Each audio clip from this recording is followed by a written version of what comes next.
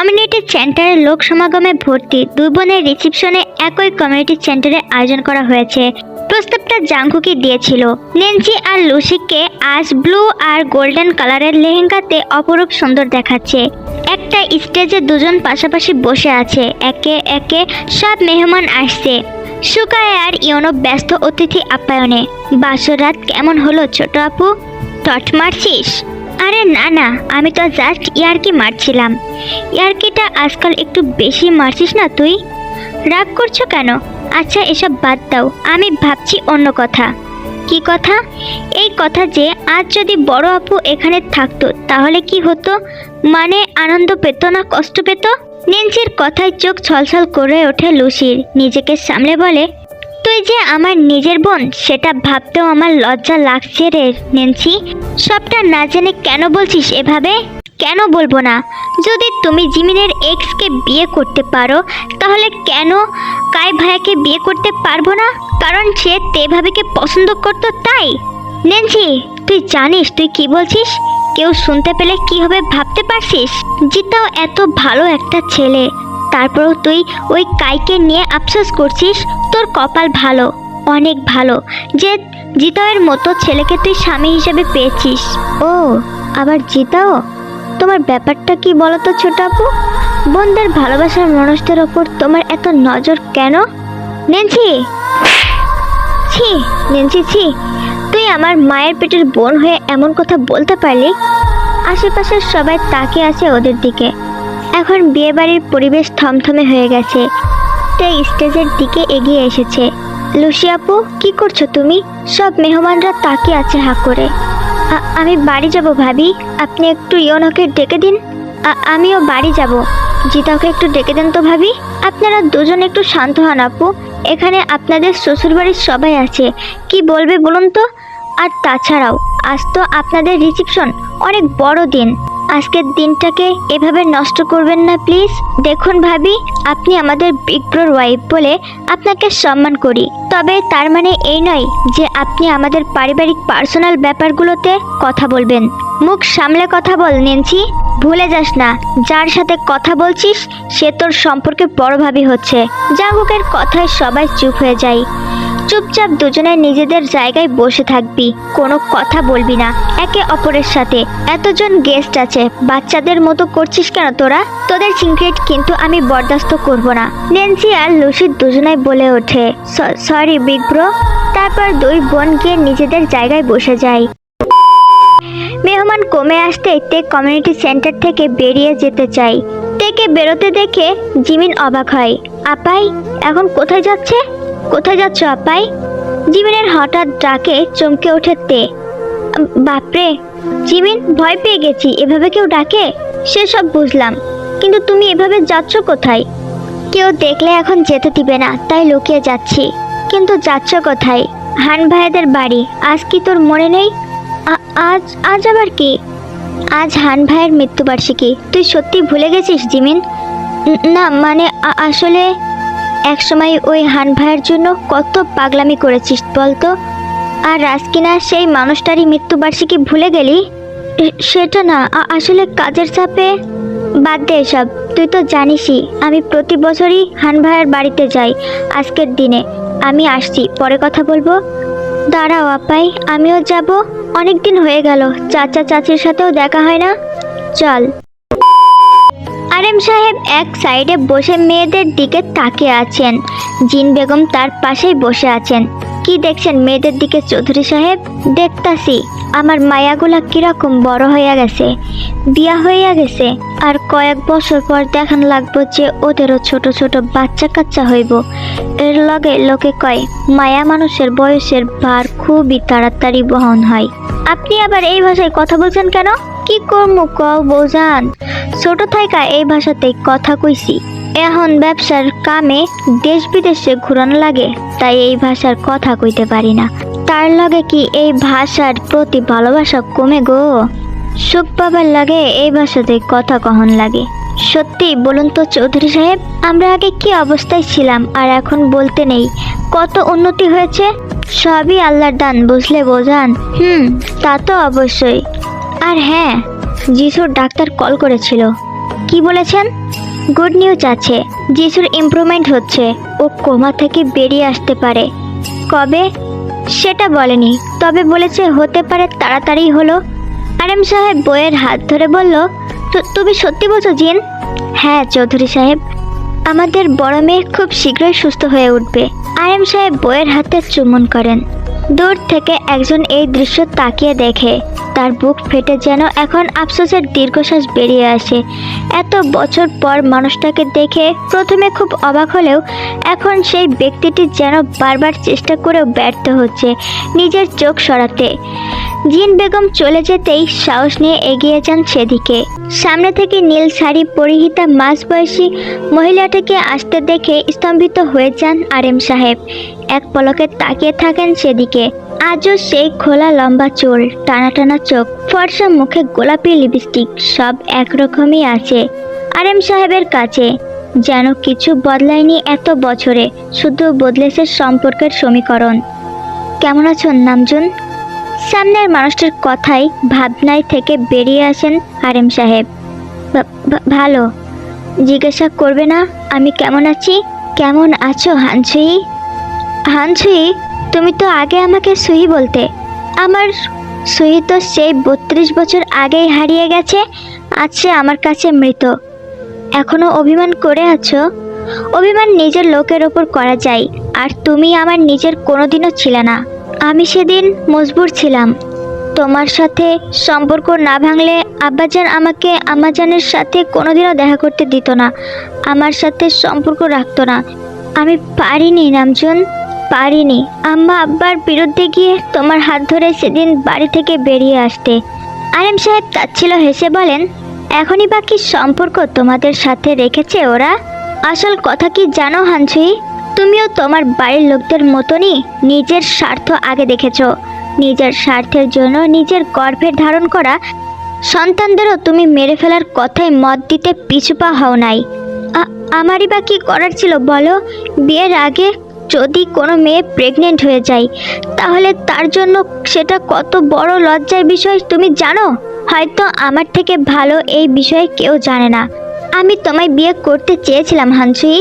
তোমার আব্বা আমি গরিব ঘরের ছেলে বলে আমাকে মেয়ে হাতে দেননি। তোমাদের বাড়িতে বরাবরই টাকার আগে প্রাধান্য পায়। তোমার আব্বা আমার সাথে বিয়েও দিল না আমার। তোমার গর্ভে থাকা আমার সন্তানদের মেরে ফেলতে চেয়েছে, আর তুমি সেই শিশুদের বাঁচানোর জন্য কিছু প্রতিবাদও করনি। কেন হানসুই, কেন? কেন হানসুই বলো, কেন?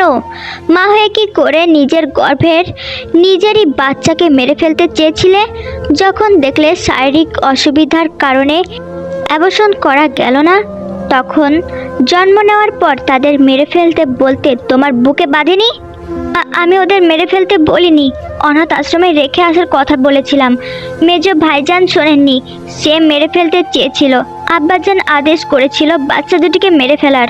যে লোকটা তোমার সন্তানদের মেরে ফেলতে চাই, তুমি তাদের সম্বোধন করে কথা বলছো হানসুই?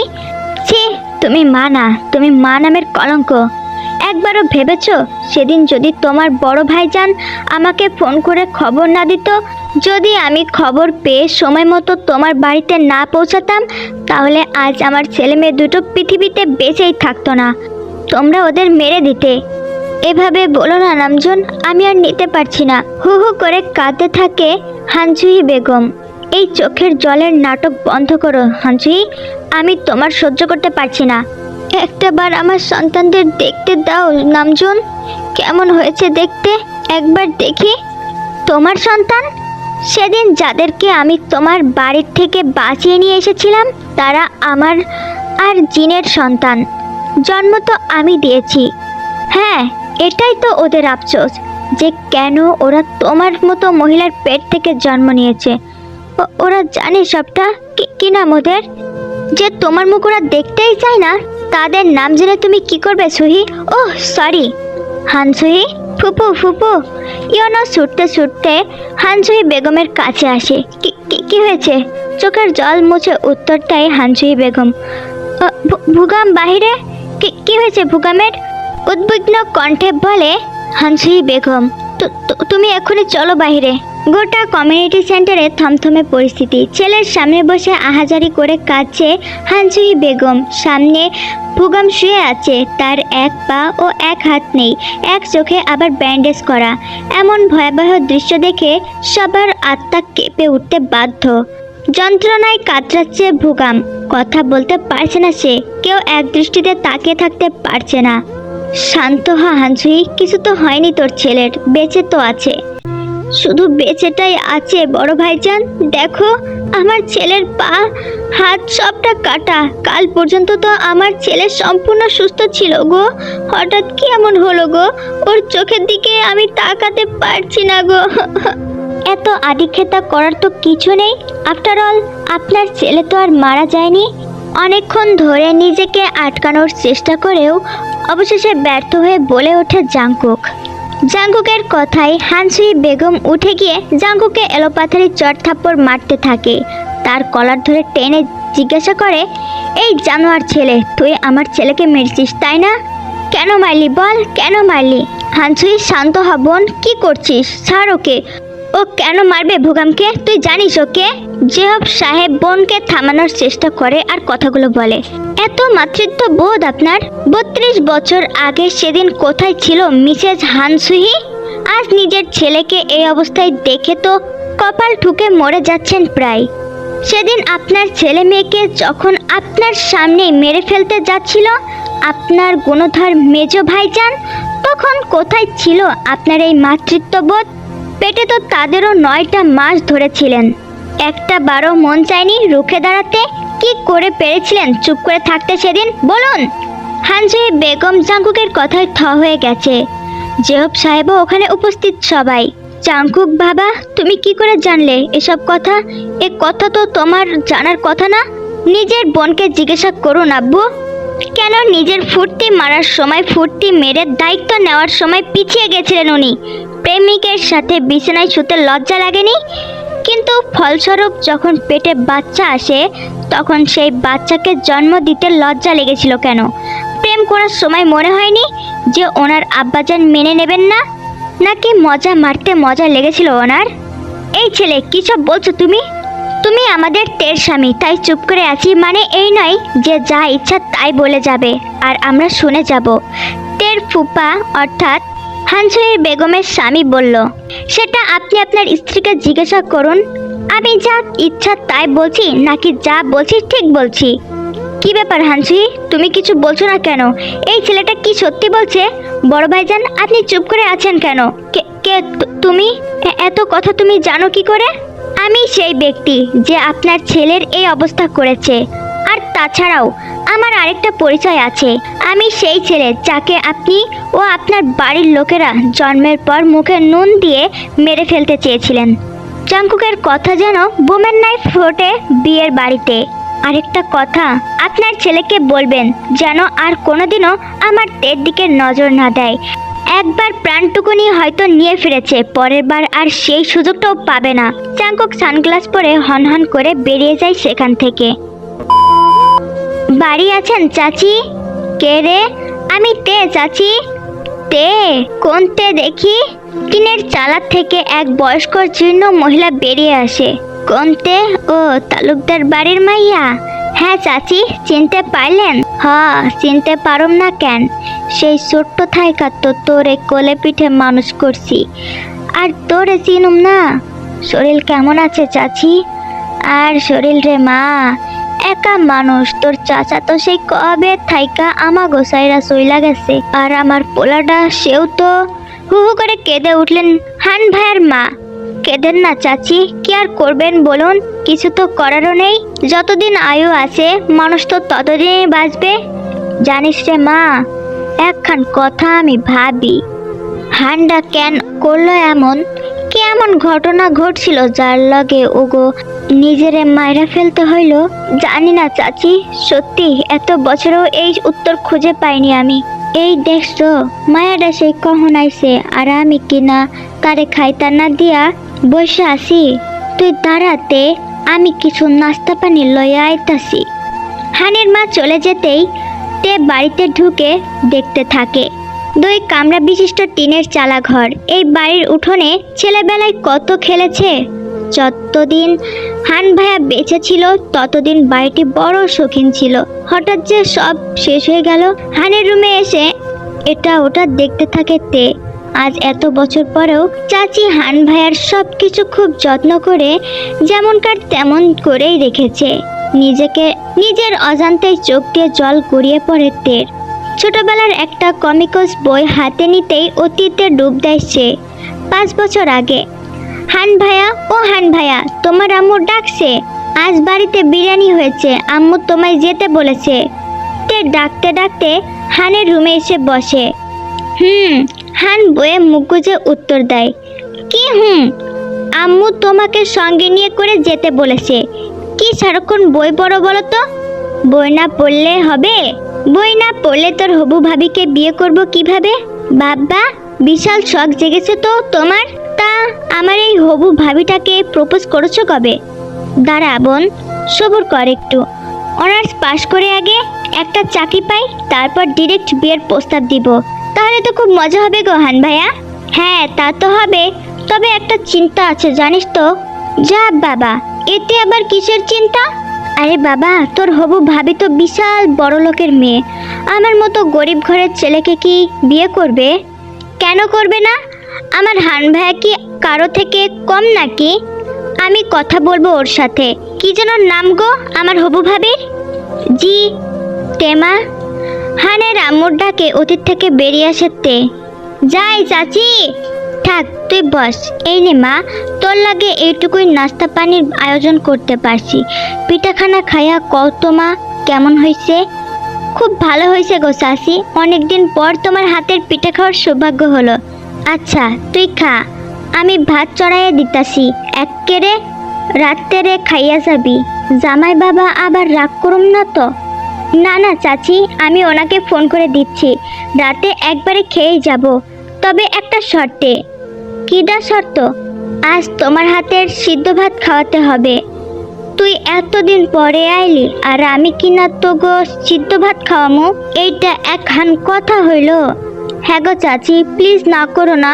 তোমার হাতের আলু সিদ্ধ, ডাল সিদ্ধ, ডিম সিদ্ধ আর ভাত জাস্ট দারুণ, সাথে কাঁচা লঙ্কা। ব্যাস ব্যাস, আর কি চাই? আচ্ছা তাই হইব, তুই পিঠাখানা খাইয়া ল, আমি আসতাছি। হানের মা চলে যাওয়ার পর তে আবার সেই বইটা পড়তে থাকে। হঠাৎ সেখান থেকে একটা কাগজ নিচে পড়ে যায়। অবাক হয়ে সেটা হাতে তুলে নেয় তে। খুলে দেখে একটা চিঠি। পড়তে আরম্ভ করে সে। স্নেহের ছোট বোন তে, তুই এই চিঠিটা যখন পড়বি ততক্ষণে আমি এই দুনিয়া থেকে অনেক দূরে চলে যাব।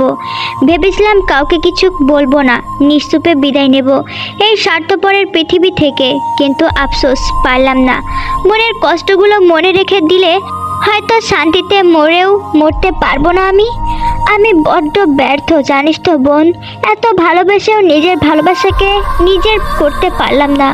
গত 2 দিন আগে আমার কাছে একটা প্রাইভেট ফার্মের চাকরির অ্যাপয়েন্টমেন্ট লেটার পেয়েছি। তোকে বলেছিলাম যে আমি চাকরি পেয়েই ওকে বিয়ের প্রস্তাব দেব।